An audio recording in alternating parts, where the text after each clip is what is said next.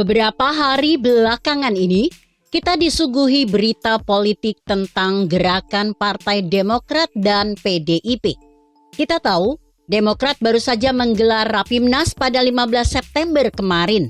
Di kesempatan ini, isu yang ditangkap oleh media adalah tentang kritik terhadap pemerintahan Pak Jokowi yang dilontarkan oleh SBY selaku Ketua Majelis Tinggi Partai dan AHY sebagai Ketua Umum.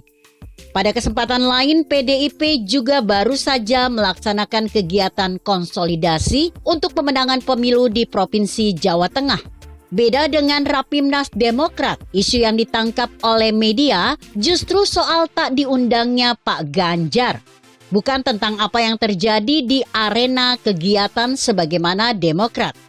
Tapi saya tak hendak membahas soal Pak Ganjar di PDIP. Yang menarik bagi saya adalah proses pengkaderan yang dilakukan oleh Pak SBY kepada AHY dan Bu Megawati terhadap Puan Maharani.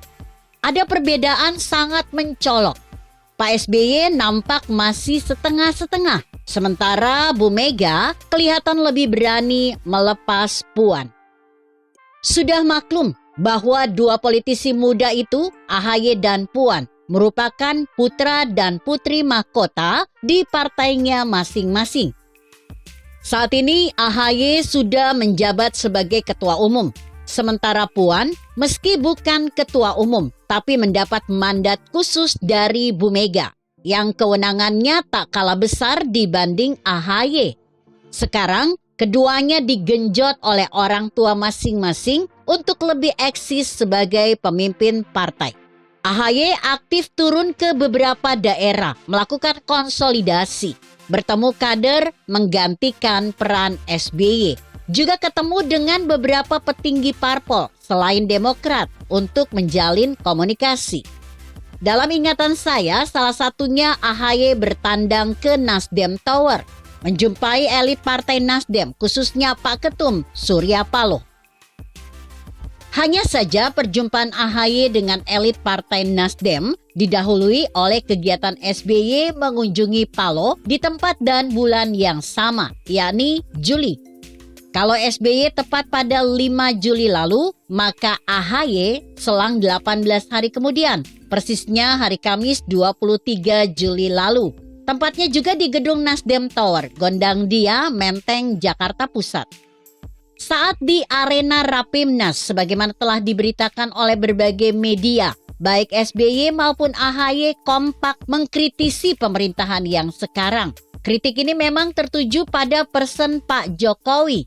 Cuma bisa ditebak arahnya juga kepada partai penyokong presiden, yaitu PDIP.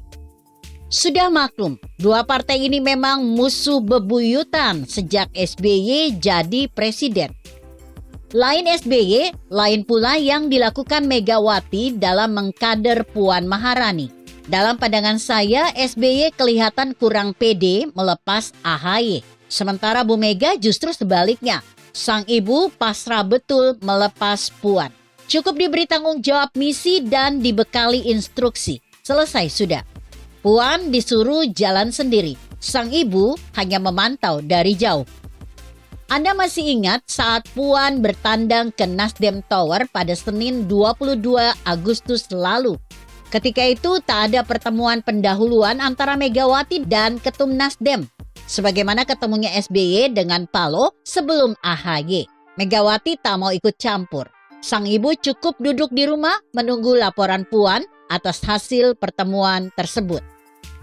Saat ada konsolidasi di Jawa Tengah, Bu Mega juga tidak menyertai Puan. Ketua DPR RI ini datang sendiri, hanya ditemani beberapa petinggi PDIP. Utamanya Ketua DPD PDIP Jawa Tengah yang sekaligus merupakan Ketua Badan Pemenangan Pemilu DPP PDIP, yaitu Bapak Bambang Wuryanto alias Bambang Pacul.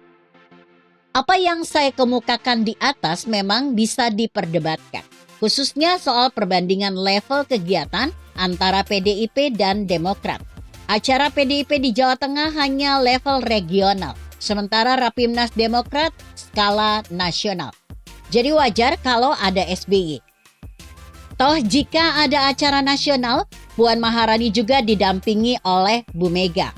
Kalau soal pertemuan AHY dengan Surya Paloh yang didahului oleh kunjungan SBY pada Ketum Nasdem, itu mungkin dianggap hanya soal teknis saja. Tak akan mempengaruhi kualitas pertemuan sebagaimana hasil yang didapat oleh PDIP atas datangnya Puan ke Nasdem Tower. Demikian pula kita tidak tahu pasti seperti apa proses yang terjadi sebelum AHY dan Puan ketemu Paloh. Siapa tahu meskipun tak ada kunjungan pendahuluan seperti SBY, Megawati telepon-teleponan dulu dengan Ketum Nasdem itu, memperjelas agenda, maksud, dan tujuan kedatangan Puan. Bukankah ini hakikatnya sama saja dengan kunjungan SBY kepada Paloh? Kalau memang betul demikian, maka menurut saya Megawati lebih cerdik mengatur strategi pengkaderan Puan dibanding SBY mengkader AHY. Megawati punya teknis marketing sangat baik dalam menjaring Vox Pop. Ibu ini rupanya jeli juga melihat persepsi publik soal pengganti dirinya.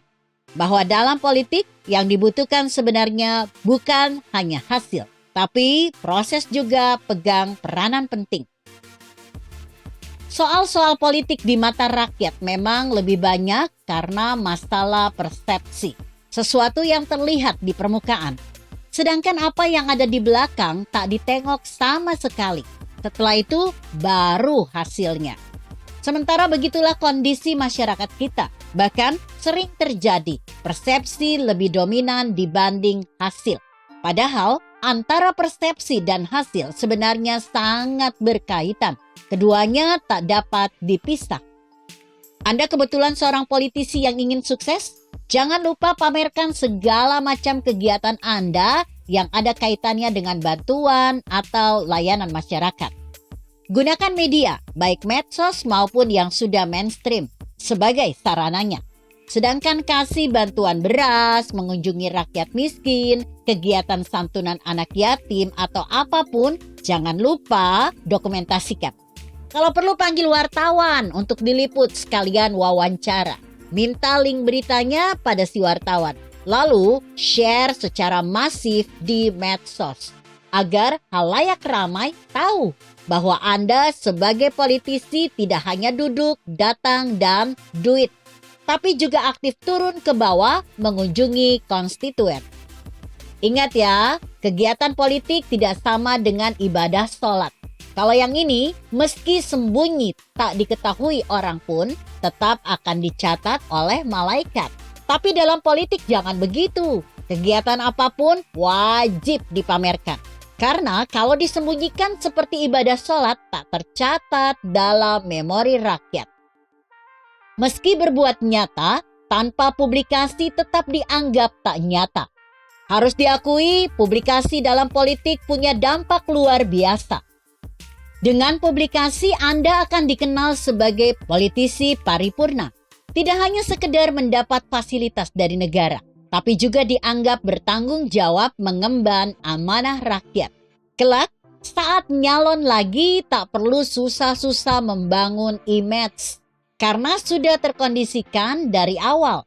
Rakyat melihat Anda sangat layak untuk dipilih kembali. Itulah rupanya yang ingin dipersepsikan oleh Megawati. Bahwa Puan terlihat jalan sendiri, bukan karena ditinggal. Tapi semata menunjukkan pada rakyat Indonesia bahwa Puan punya kemandirian. Tak takut dan khawatir bertemu dengan siapapun. Dan inilah sebenarnya salah satu modal utama seorang politisi, yaitu mandiri dan berani. Begitu kira-kira. Artikel ini ditulis Zabidi Mutiullah yang disadur dari Kompasiana.com dengan judul Pengkaderan AHY oleh SBY dan Puan oleh Mega. Bagaimana menurut Anda? Jika Anda berpendapat lain, tuliskan komentar Anda di bawah ini. Saya Emma, Karisma 90.